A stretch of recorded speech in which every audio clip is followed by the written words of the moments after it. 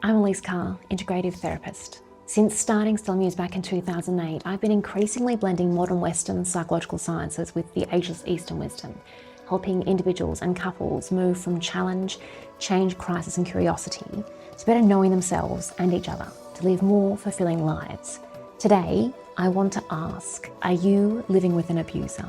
Because I want to help you better understand and safely leave narcissist, psychopath or Machiavellians, what we call those who make up the Dark Triad. Please note, today's episode may be triggering for some as it talks about relationship abuse. If you are in immediate danger in Australia, please call 000 or your emergencies line. Now, living with an abuser. A relationship with someone high in Dark Triad traits of narcissism, Machiavellianism, and or psychopathy, which is also referred to as antisocial personality disorder, can feel confusing, isolating and exhausting to say the least. The person with these traits may appear charming to others while superficially intelligent and calculating. They use control, deception, intimidation or cruelty at home or the workplace. They can be psychologically and emotionally tormenting, unpredictable, lying and manipulating while taking no accountability because they have a profound lack of empathy, display callousness, interpersonal hostility, and exploit others for their personal gain. These are just some of the common overlaps of these malevolent personality traits. You don't always know you're living with the enemy until the damage is already done. At first, they may seem magnetic, attentive, even unforgettable, but behind the charming veneer, some people use fear, confusion, guilt, and control to slowly take away your confidence, your freedom, and sometimes even you or your child or children's safety. I have wanted to share something on this for some time. Working in this space, spanning years, countries and cities, religions and faiths, gender and cultures, I have come across the same dynamics played out. Those in Dark Triad relationships and marriages, some with and without children, others who are or have been tormented and abused by such as parents and or siblings, colleagues and bosses, and those who found their way out, now wanting to heal from trauma left in their wake and create a renewed, healthy, safe, loving, beautiful life. It may seem overwhelming individually to understand and make a plan to execute or help someone you care about to do the same, but united, with knowledge, wisdom, with resources and planning, we can help those we love and care about who are in need by understanding those personalities and having guidance on a safe way out. Together we can help each other live safer, healthier, more joyous and free lives. Today, this may be for you, or it may be for helping someone you care about. I want to help shine a light, not just label people casually, but to help us recognize and see patterns in Dark Triad personalities as they can go hand in hand, share a psychological outline to better understand how they operate in general, and explore how this looks in relationships before outlining a step-by-step way to leave safely. Helplines and resources will be attached in the notes, and while some are Australia specific, you can use them as a springboard for your national or state resources. What the Dark Triad means? Well, the Dark Triad is a term used in psychology for three particular personality disorders with overlapping personality traits: narcissism, Machiavellianism, and psychopathy. These three disorders are distinct, but the traits often overlap in how they affect relationships, all with manipulation, control, lack of empathy, repeated lies without shame, self-interest, bullying, and harm to others. These are considered personality disorders, not mental illnesses, as they are stable over time. The people with these disorders resist treatment as they do not want to change. Narcissists are not going to think they are the problem. They think everyone else is. Psychopaths and Machiavellians don't want to change as they think they are superior. One Dark Triad pattern of behaviour could be flattery plus leverage plus pressure, such as when big love, big gifts and big words come and then disappear and are replaced by a hurtful comment they make that you seek clarity on, and they say you're overreacting and being dramatic or needy. They will flip the story and make you doubt your memory or your motives, and the confusion will set in. Their leverage is that confusion that makes you keep bargaining or chasing the last high of the big love. Your upset, anger or tears are their desired fuel, and they'll use it all to pressure, manipulate and control you. Narcissism is strongly marked by a constant need for admiration, adoration and respect because they believe they are the most impressive people anywhere, not just in the room. It can also be marked by grandiosity, entitlement and a strong sensitivity to criticism. In relationships, a narcissistic person may expect special treatment, avoid accountability at all costs to keep their constructed self intact, and they will blame and shame others for their mistakes while treating disagreement as disrespect. They can seem to be loving and attentive early on, then become cold, controlling, or punishing when their needs are not met. They will dress to impress with fresh haircuts, even eyebrows refined, no matter male or female. They want the best of things to appear wealthy and superior, be that the designer watch or bag, clothes, shoes, car, and a lavish house. They will want an attractive partner also to make them look good, especially if that fits the narrative requirements as they play the part to get to the top of their career game, which they will at all costs. The exterior may look polished and beautiful, while the interior is insecure and ugly, vacuous and empty. Fake it till you make it rings true here. Narcissism itself is often broken into two different categories. The grandiose narcissist, overconfident, greatest leader ever. If you disagree with them, they will wipe you and not care. The vulnerable narcissist need to treat them with a certain way or they will rage at you and then go into a spiral. And they swing wildly from overconfident and needing to be adored and liked to a crushing failure. No one likes them, everything is a disaster. They will cope with that by swinging back in the next hour or day, and they'll once again be the most amazing one, but will be fragile. They may end up in therapy complaining about everyone else. Psychopathy is about wielding control or sowing chaos. This makes them very preoccupied with power, conflict, disturbing or breaking trust in relationships. This can include traits such as low empathy, impulsivity, thrill-seeking or risk-taking in various ways, deceitfulness, and shallow or empty emotional responses. People may find them scary or repulsive simply from how they look at you without being able to put their finger on exactly what. People may find they can sense an off vibe, feeling that something isn't right with these types. In relationships, this can show up as cruelty without remorse or guilt, impulsive and reckless behaviour showing little to no fear. They can explode into sudden rages, engage in sexual coercion, repeated cheating, or using fear to dominate.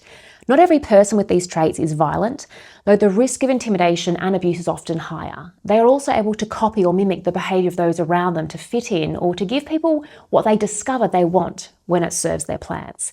They can appear to demonstrate deep interest, care, even love, but it is a play, a performance. They cannot in truth form emotional bonds as they have a complete lack of compassion. At work and in social settings, they tend towards positions of power where they will break relationships, sow distrust, play people against each other, and create separation. Machiavellianism is innately extremely cynical and self-serving. They don't really believe in morals or values, and therefore whatever they want is entirely justified for them to work towards. They don't consider themselves to be evil, they just don't care about you. They simply want what they want. Traits can include strategic manipulation, emotional detachment, and using people as tools or pawns to get what they want. A Machiavellian partner may lie smoothly, play long games, create confusion, and present different versions of themselves to different people. They're often less overtly emotional than narcissistic people, but can be highly calculating and hard to read. Everything serves the pursuit of what they want. They don't need to be liked unless it suits their goals or function. They are the hardest types to detect, as the narcissist can't hide the fact that they need you to see them as great, and a psychopath wants you hurt and afraid of them. The Machiavellian will ask themselves, what's the best way to get this? And will do whatever that is. None of them will have usual friendships, and none of them can love. There is also an addition to these three, expanding the triad to the dark tetrad, with the fourth being sadism. Those who take pleasure in speaking cruelly, cause pain and harm, stealing, being dismissive of others' pain, wanting to create pain or take pleasure in others' pain. Though this edition won't be our main focus today, the traits of sadism can also be noted. As an additional factor, be mindful of paranoia, as when added, it can amplify or accelerate aspects of the dark triad, making these people's behaviours even worse. Some will show high suspiciousness, mistrust, and controlling or surveillance-based behaviours, which can contribute to coercive or stalking-like dynamics in relationships. Research on stalking and cyberstalking has shown links with psychopathy and some forms of narcissism, and some stalking-related behaviours are associated with surveillance, monitoring, and intrusive pursuit. A 2024 study found that the antisocial facet of psychopathy and grandiose narcissism were associated with cyberstalking, while Machiavellianism was not clearly predictive in that. Now, while women and men can and do have these dark triad traits, they are higher in men. There have also been studies conducted on twins to see if it's a nature or nurture that creates or influences the development of these traits. The studies showed that narcissism and psychopathy have substantial genetic components, with Machiavellianism noted as being less prevalent in twins. However, Machiavellianism has been recorded in other research as being influenced by family dynamic. If we look at the big 5 personality traits that can also go by the acronym OCEAN for openness, conscientiousness, extroversion, agreeableness, and neuroticism, with each having a high and low end, or correlating positively and negatively, we could say, where all of us will sit along. However, those of the Dark Triad all share pretty much the same places on this, with narcissists and psychopaths usually open to new ideas, or what we would say is being high in openness. They're also both extroverted. Psychopaths and Machiavellians have low conscientiousness. All 3 of the Dark Triad personality types score low on agreeableness, and psychopaths are hardly ever neurotic. Thus, no matter what, they are cold. This type of combination is often why such personality types end up in high places. As a Machiavellian may charm and use insults, the narcissist will win over by their charm and sharp appearance, and a psychopath, physical threats. With no compassion, pushing and forcing and coercing their way to successfully make it to the top of their game. What it can look like in relationship. A Dark Triad relationship often follows a pattern with intense early attention, rapid trust building, then increasing control. The person may isolate you from friends or anyone they would label as other to them and their circle of control. This is also noted when religion, faith, nationality, and/or culture is an element to your shared world. They monitor your movements, be that tracking your phone, devices, or car. They may ask, "Who is that?" when your phone rings. "Where are you going? Who are you going with? You better be home before 11 p.m. That kind of approach. Or they may play it cool and simply be monitoring everything you're connected to that's connected to you. Some people may want to have their devices, car and house checked and swept for tracking and recording devices to feel safer in their own home and on travels. Now, they will twist your words and make you feel responsible for their moods. Over time, you or the person in relationship with such an individual will often lose confidence, self-belief, money, freedom, and a sense of reality, along with any sense of safety and connection if they become fully controlled and isolated. Because here's the thing, sometimes abuse doesn't always arrive with shouting, sometimes it arrives with charm, and it looks like love and it feels like devotion and it turns into control before you even realize what's happening. If you've ever felt like you're walking on eggshells, doubting your own memory or shrinking yourself just to keep the peace, if you've been made to feel confused, isolated, or afraid in a relationship, intimate, familial, or otherwise, you're not imagining it. Some people are skilled at hiding cruelty behind charisma, and that can make leaving feel impossible. So I want to share with you some warning signs that can include big demonstrations of love or love bombing early on, making you feel special and seen, and then withdrawal or cruelty. Gaslighting, denial, and blame shifting. That could be saying, "You always do this, don't get emotional, you're being irrational, you're acting crazy." Anything to flip it onto you or another with no accountability on their behalf, ever. Financial control, coercive control, intimidation, and threats. Saying something like, "Just try and leave and you'll have nothing. Who will want you? I'll take the children, you'll be penniless and alone." Public charm paired with private abuse and isolation. No one may even know this is happening. You may appear to be the perfect couple or simply good and all's well, but behind closed doors, it is a version of daily hell, of being abused, controlled, and isolated. And this can also include going to couples counselling or marriage therapists, because professionals can be charmed. They may miss subtleties or nuances and the truth hiding behind the masks that the Dark Triad uses. Also, using children, immigration status, housing, or money to trap and control someone. Now, triangulation is another warning sign and is a classic manipulation tactic to divide and conquer, where a person pulls a third party, real or imagined, into a two-person dynamic to control the narrative, create division, and actually avoid direct communication. So individuals with Dark Triad traits use it to destabilize others, to manufacture jealousy, and reinforce their own superiority, all to maintain control, regulating their own ego, insecurity, or need for attention. In intimate relationships, triangulation commonly shows up as emotional or relational interference involving a third person, real or implied. They may spread little lies. They share distorted versions, misinformation, or lies about you to family, friends, or colleagues, making you feel judged, isolated, or discrediting you.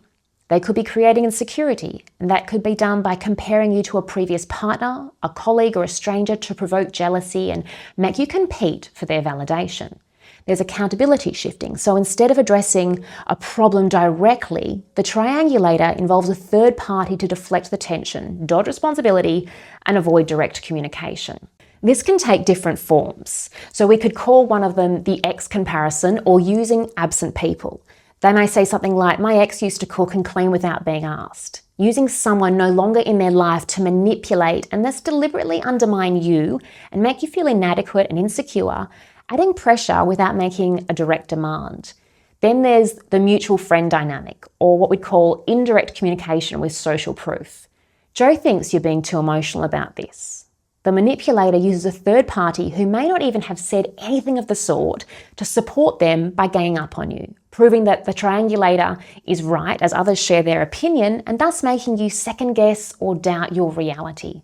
Then there's the jealousy triangle, or introducing a rival, flirting with others or lavishing attention on someone else in front of you to make you upset, worried, or insecure. This can also be speaking of interactions with others to create jealousy, insecurity, or competition by comparing you to someone else or hinting they're better in some way. Double lives or mixed loyalties. The person may present themselves differently to each party, creating confusion. So an example is telling each person they are the primary partner or hiding the existence of one from the other. Some playing one or both sides as fools to gain more power and control while getting their thrills and ego needs met. As each of these triangulation approaches can give the user ego protection, since these individuals view people as extensions of themselves and use others to prop up their own egos. It can give them control and dominance, as controlling the flow of communication between you and others ensures you remain off balance and dependent on their approval. It can also help them evade vulnerability. This is ideal in preventing direct, honest conversations where they would be expected to admit fault or change their behaviour. How to respond to triangulation? Well, we have to recognize first, because recognizing the tactic alone helps minimize and dismantle its power. Refuse to compete. You can protect yourself by refusing to compete and thus not asking for reassurance, nor trying to prove your worth against any third party. Request direct communication. If they bring up a third party, you can calmly and very simply state, let's just focus on what you and I are discussing right now. Then verify. Never blindly accept anything a triangulator or dark triad type says, especially in regards to what others think or feel about you. Now, if you notice some or all of these behaviours and flags and start to change the way you behave, start questioning or stand up for yourself, pull back, want to leave, and thus aren't giving them what they want or what they're used to, they will know something has shifted and will change tactic. Afraid that they may lose you, they will usually have two approaches. Number one is return to the start of the pattern, back to love bombing. You're the best thing in my life, the best thing that ever happened to me. I'm going to get therapy. We can change this. I can't live without you. This is called future faking, where they tell you everything you want to hear. It may sound believable and wonderful, but you've likely heard it all before. Or even if you haven't, you know it's highly unlikely different from every other time they've tried something similar. No matter how grand and amazing this revelation of theirs and their promises sound, it is also a tactic referred to as hoovering. Yes, like a vacuum cleaner, trying to suck you back into their vortex where they have most power and control. It does show they have been listening all along to what you or their partner needed, but they never did it in truth, and now they weaponized it to draw you or their partner back. Now, the other is the opposite tactic. At this time, it is abusive, to make it as difficult, miserable, and frightening as possible to scare you into staying. It is called post-separation abuse. Dark triad types may physically hurt others in this phase, threaten with custody, legal battles, start smear campaigns about you or the person they are with to mutual family and friends. At this point, sometimes it is so unsettling and scary, some may find it all too much. This is a time we especially recommend having regular contact with those you can trust and rely, and getting domestic violence help or call upon legal resources. Contacting the National Domestic Family and Sexual Violence Support Services in your country and state is a place to start. In Australia, that is 1-800-RESPECT. In the UK, it is the National Domestic Abuse Helpline run by Refuge, with related national services listed by gov.uk, and the NHS. In the USA, the National Domestic Violence Hotline offers free confidential support 24/7 across the United States, Puerto Rico, and the US Virgin Islands. Canada's.ca Family Violence Helplines and Services page is a go-to resource, plus local crisis lines and shelters in each province or territory. For example, Ontario has the Assaulted Women's Helpline. Search the relevant hotlines in your country or state. Now, on a therapist's note, as you may know, if you tuned in before, I work with individuals and couples moving through challenge, change, crisis, and curiosity. And I know many therapists in general, excluding when dealing with immediate danger and physical abuse, will not explicitly tell their clients to end or leave a relationship, as that is ultimately a conscious, informed decision to be made by the individuals. And anyone in a dark triad relationship may have spent this or other relationships, even their entire life from childhood, being told what to do, and do not need that perpetuated in what should be a safe space from a therapist who truly cares and sees them, and wants them to learn agency and self-advocacy, among others. However, our perception of reality in any decision is key. And if one party of a relationship does not, for example, acknowledge hurting you, betraying you, if they deny, minimize, or justify their behaviors and make you question yourself, your morals, beliefs, perceptions, and as a result, you stop trusting yourself, feel like you're losing yourself, your agency, your health and well-being, your abilities, or even your desire to continue on. If there is no guilt, no remorse, no question even of what their behaviors, actions, choices did or does to you and or your child or children, without that alone, you have no foundation to rebuild, heal, grow, and move forward together in any relationship. For if you cannot do that, there is no relating to one another to make it a relationship. There is no accountability, humility, loving kindness, non-judgment, patience, care even. Instead, it is a victim-abuser dynamic that is causing harm.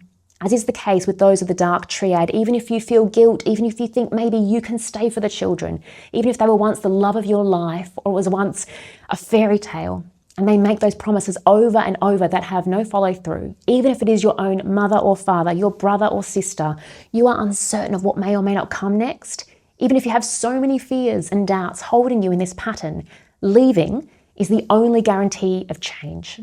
It is always your choice. It is not easy with what comes from an exit, be it stalking, emails, text and calls, or smear campaigns, passive-aggressive, and the need to fight for your children, freedom and life. But the opportunity for life beyond this is something to contemplate. Finding out who you are, who you want to be, how you want to live life, and in time explore what a new, healthy and safe, loving relationship can be.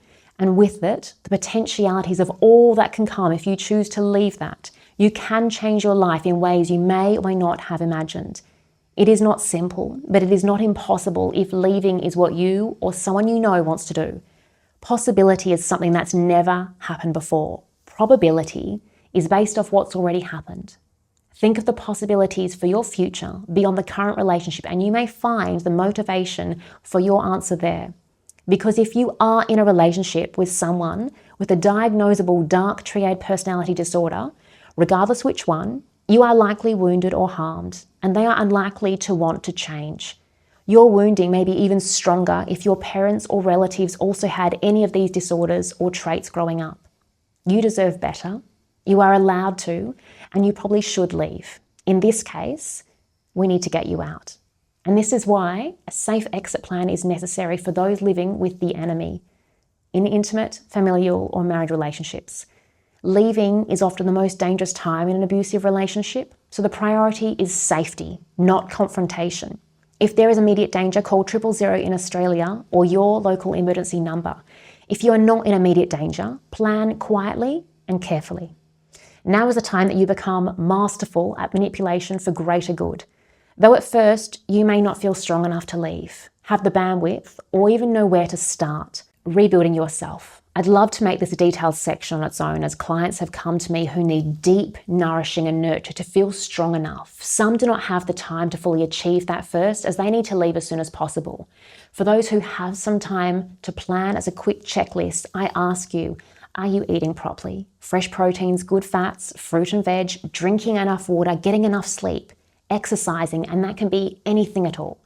Getting some daily sunlight and nature time. Now these sound basic, and they are the basic building blocks your body needs to function, feel stronger, more resilient, and build more bandwidth. I would also add love. Do you have someone who truly knows you and your situation that you can trust, that you can see face to face and have a hug, feel safe, experience loving human connection?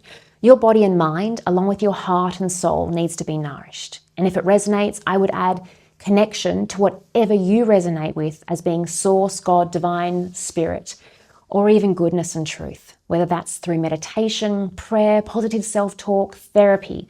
These are ideal to help rebuild you after depletion, especially if this situation has been compounding over a long period of time.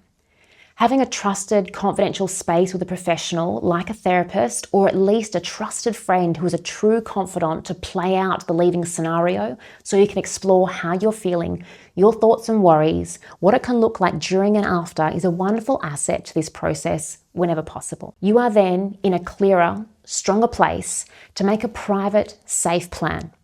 Now I'm going to recommend a few things here for you that you can refer to. Keep your plan hidden if discovery could increase risk. Use a safe device if possible. Get a burner phone, clear all browser history immediately. If you have a family account, it is safe to say you are tracked already. Let's say you are wanting to get legal advice in person. Leave your phone behind and avoid shared email or cloud accounts. As if you have a car, that too is likely air tagged and being monitored. So consider how best to travel or how to consult with people to not be tracked.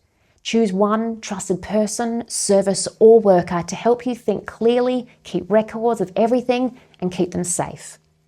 Build a support network. If family support is limited or not an option for various reasons, as they may not want to help you go, they too may have Dark Triad traits, or it may be values, culture, faith, or religious reasons. Do you have friends you can trust implicitly? Are you that person for your friend in need? Contact domestic violence service, community legal centres, women's refuge, or 24-hour hotlines and ask them about emergency accommodation, risk assessment, legal options, and transport. Many services can help you leave without telling the other person where you went. Gather documents. If you can do so safely, collect or photograph important documents, including your passport, birth certificates, driver's license, Medicare or health cards, children's documents, school details, immunisation records, bank details, whether that's Centrelink in Australia, financial aid letters, tenancy papers, mortgage papers, any evidence of abuse, threats, stalking, financial control, or anything else relevant. Store copies somewhere safe, such as with a trusted person, in a secure email account, or with a support service. These are tiny, safe steps. That is what is key. Now, secure money. If possible, open a new bank account at a bank the other person does not use. Save small amounts of cash where it will not be found. Change passwords and PINs and update banking recovery details. Ask a service about emergency financial help, hardship arrangements, and income support. Plan where you will go. Now, options may include a friend, a motel funded by a service, a women's refuge, crisis accommodation, or a community housing referral. If you have children, ask about family-friendly accommodation and transport. Do not tell the abusive partner your destination unless a specialist service advises it is safe. Choose the right time. Some people leaving with a long plan can slowly take personal, precious, or sentimental items that are theirs that won't be noticed and give them to a safe person temporarily to look after, so they cannot be taken or destroyed in rage, let's say, by their partner. If you decide to leave physically, do it when the person is away or when at least one other adult can be present for safety. Take the essentials first if possible. Documents, medication, phone chargers, keys, children's items, and a small amount of clothing.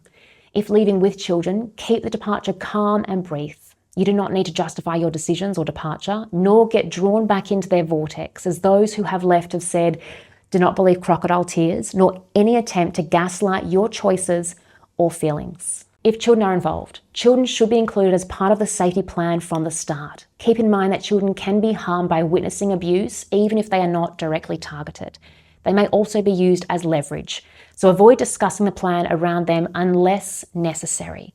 Now, helpful steps can include documenting the children's routine, whether that's daycare, kindergarten, school, their activities or groups they are part of, medical needs, and any incidents involving them. Asking a domestic violence service or lawyer about parenting arrangements, supervised contact and recovery orders where needed. Informing the daycare, kindergarten or school if there are safety concerns, and providing a copy of any intervention order if appropriate. Preparing a packed bag for each child with essentials and comfort items.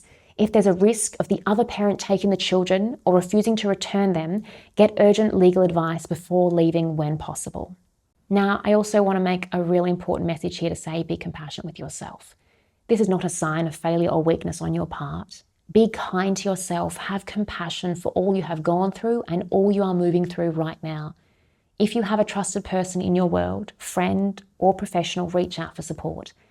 Even some calm reassurance or gentle loving words can help you continue as you move through this time. Legal protection in Australia. In Australia, state and territory laws usually allow a family violence intervention order or family violence order, FVO, or restraining order, an RO, depending on where you live. These orders can restrict contact, attendance at your home or workplace, stalking, threats, and other forms of abuse. Now, police, courts, community legal centres, and domestic violence services can help you understand the process in your state and territory. Important actions here are to keep evidence of abuse, threats, stalking, texts, and emails, as well as call logs. Ask police whether they can apply for an order to help with urgent protection. Seek legal advice about family law, tenancy, child arrangements, and property. And tell a support service if the person has access to weapons or has escalated threats. When it comes to money and financial aid, money is often something that is controlled in these relationships by the abuser. Centrelink in Australia or financial aid in other countries may be part of the safety plan. People leaving abusive relationships may be able to ask about crisis payments, parenting and childcare or daycare payments, rent assistance and other supports depending on their circumstances. Services can also help with emergency food, fuel, referrals and short-term vouchers. Useful next steps. Contact Centrelink in Australia or financial aid services in your country and explain that you are experiencing family and domestic violence. Ask for a specialist or social worker if available for crisis-related help and income support. You can request help understanding what income support or crisis options may be available for you, and keep copies of any letters or reference numbers. You can reach out to community legal centres for legal advice about intervention orders, tenancy, separation and children. Women's refuges and crisis accommodation services for emergency housing. Go to family relationship services and domestic violence services for safety planning and parenting support. And community health centres can also provide information or referrals. If connected spaces, refuges or local women's services exist in your area, ask them for practical help with transport, storage, school coordination and referrals of any nature you are seeking or unsure of. If this episode has been for you today, please know leaving a Dark Triad relationship is not just about willpower. It is about planning, support, safety, money, housing documents and legal protection. The safest exit is usually the one that is quiet, supported and informed, and motivated by your desire for a life of freedom, safety, and love. While creating and applying this plan may be the hardest part, please know, like the lotus through the darkness of the mud, that you, just like others before you, can come into a new light of life that you do deserve. A life of safety, of finding who you want to be in this world, especially if you were never permitted and supported to work, study, or have a career you wanted, have creative expression and self-exploration and development. You can create a home filled with love for yourself and your child or children. You can in time even choose to open to a beloved with whom you share your life with in a healthy, stable, loving relationship. Sharing your life also with other people you want to be in your world, to share joyful and special times with. They may or may not be family by blood. They may become your chosen family. But whoever you choose, they will be seeing you for who you truly are and all you bring to this world. If this episode has been a resource for someone you know and care about, please have compassion, patience, and apply all the savvy knowledge and wisdom possible to help.